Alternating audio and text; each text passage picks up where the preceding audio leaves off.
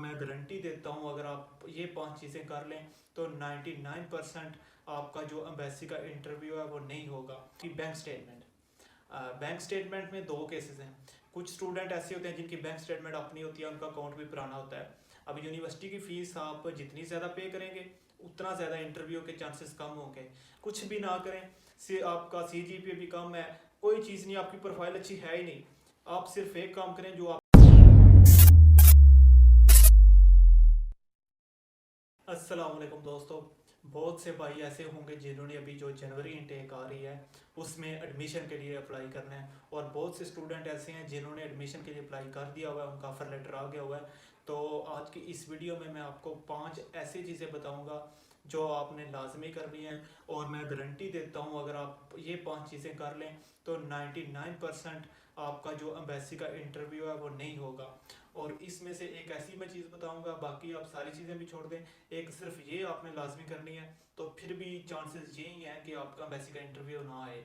क्योंकि यूके के जो मोस्टली रिफ्यूज़ल आ रहे हैं वो इंटरव्यू बेस ही आ रहे हैं। सो शुरू करते हैं। सो जो सबसे पहली चीज़ आती है वो है आपका आइट्स।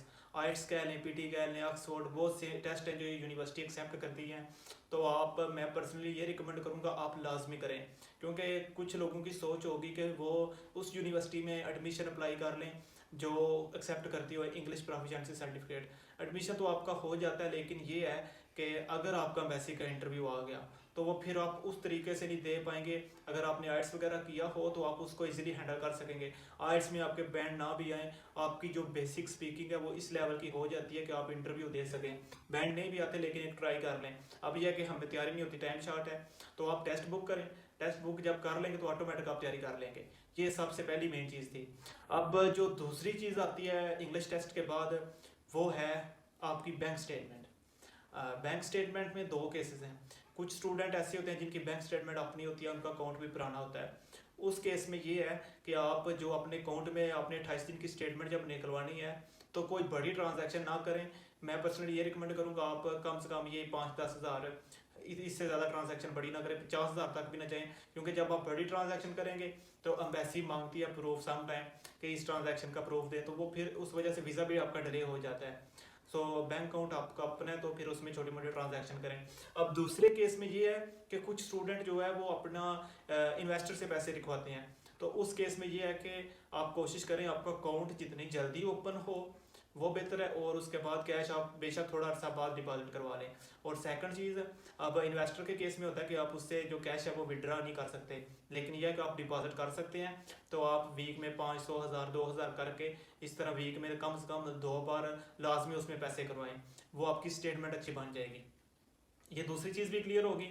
इसके बाद जो तीसरी मेजर चीज़ आती है, जो आपने कोर्स उठाया है वो कोर्स आपका रेलिवेंट हो आपकी प्रीवियस स्टडी से।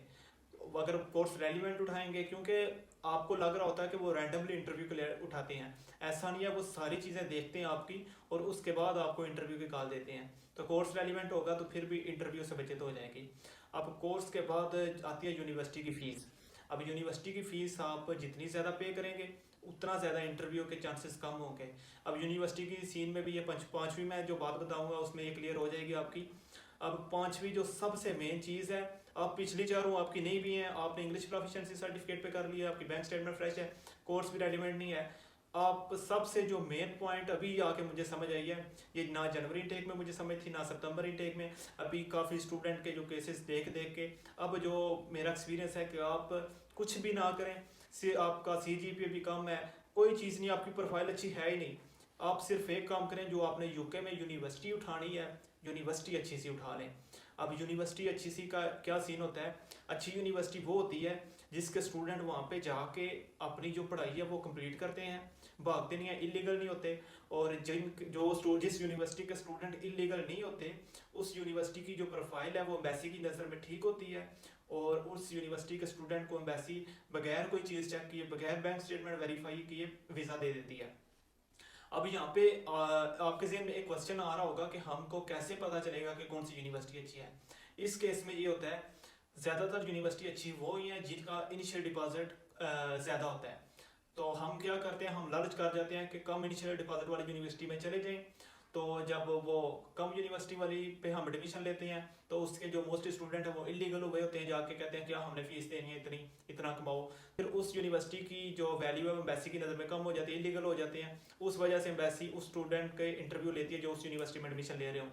तो अब मैंने पहली चीज़ आपको बताई कि इनिशियल डिपॉजिट ठीक हो यूनिवर्सिटी का। अब कुछ यूनिवर्सिटी ऐसी हैं जिनका इनिशियल डिपॉजिट पहले कम था, उनके स्टूडेंट इलीगल होते रहे, अब जाके उन्होंने इनिशियल डिपॉजिट बढ़ा दिया है, तो वो यूनिवर्सिटी भी आपने चूज़ नहीं करनी, क्योंकि वो एम्बेसी की नज़र में उसकी प्रोफाइल ठीक नहीं। जैसा कि मैं अपनी यूनिवर्सिटी की बात करूँ, मैं यूनिवर्सिटी का नाम नहीं मेंशन करूँगा, आपको पता होगा मैंने किस यूनिवर्सिटी में एडमिशन अप्लाई किया था। तो उस यूनिवर्सिटी का सीन ये था कि उसका इनिशियल डिपॉजिट बड़ा कम था, 3700 पाउंड था तो जनवरी इनटेक में, और अभी सितंबर इनटेक में उन्होंने बढ़ा दिया, ऑलमोस्ट 50% उन्होंने कर दिया। लेकिन वो अब बढ़ाने का क्या फ़ायदा, पहले उसकी प्रोफाइल अब अच्छी नहीं रही। मैं कोई स्पेसिफिक यूनिवर्सिटी नहीं बताऊंगा आपको, लेकिन ये है कि अगर मैं लंदन की बात करूं तो वहाँ पे जो मेरे एक्सपीरियंस के मुताबिक जो यूनिवर्सिटी है हर्टफोर्डशायर, उस यूनिवर्सिटी के एम्बेसी इंटरव्यू कम आते हैं, और आई थिंक उस पर भी जो एक्सपोर्ट टेस्ट है वो एक्सेप्ट होता है। और अगर मैनचेस्टर में बात करूँ तो आई थिंक BPP यूनिवर्सिटी है जो अच्छी यूनिवर्सिटी है, जो इंग्लिश प्रोफिशिएंसी सर्टिफिकेट पे आपको एडमिशन दे देती है, और इसके भी इंटरव्यू आने के चांसेस कम होते हैं। आपने जब भी वीज़ा फाइल करना है, यूनिवर्सिटी अभी आप चूज़ कर रहे होंगे, तो आपने ये चीज़ ध्यान रखना है कि एम्बेसी इंटरव्यू आ गया आपका तो 50-50 हो जाना है, क्योंकि अब UK जो है वो काफ़ी ज़्यादा वीज़ा रिफ्यूज़ कर रहा है एम्बेसी इंटरव्यू की बेस पे। इन सारी चीज़ों का आपने ध्यान रखना है। और अभी जो मेरी नेक्स्ट वीडियो आएगी उसमें मैं बताऊंगा कि आपने जो यूनिवर्सिटी की फ़ीस है वो कैसे पे करनी है, क्योंकि जब मैंने यूनिवर्सिटी की फ़ीस पे की थी, कंसल्टेंट ने मुझे खुद ही सारा की प्रोसेस करके दिया था, और उस केस में हमारा जो पैसे हैं वो मारे जाते हैं। अभी नेक्स्ट वीडियो में डिटेल में बताऊंगा आपने यूनिवर्सिटी की फ़ीस वेस्टर्न यूनियन के थ्रू पे करनी है, और भी बहुत से प्लेटफॉर्म है, या डायरेक्ट बैंक से करें, हमें कैसे फ़ायदा होगा, क्योंकि पे तो हम फीस किसी भी प्लेटफॉर्म के थ्रू कर देते हैं, लेकिन जब वहाँ से हमें अल्लाह ना करे हमारा वीज़ा रिफ्यूज़ आ जाए, तो फिर वो जो फीस वापस आती है वो काफ़ी ज़्यादा कटौती होती है, कुछ जाते वक्त हमसे एक्स्ट्रा ले लेते हैं, कुछ आते वक्त। तो खैर अगली वीडियो में मैं डिटेल में बताऊंगा। और अगर आपकी कोई फर्दर क्यूरी हो तो आप मुझे इंस्टाग्राम पे मैसेज कर सकते हैं, और अगर आप चैनल पे नहीं हैं तो लाइक एंड सब्सक्राइब कर देना। और आज की वीडियो में इतना ही, मिलते हैं नेक्स्ट वीडियो में, तब तक के लिए अल्लाह हाफिज़।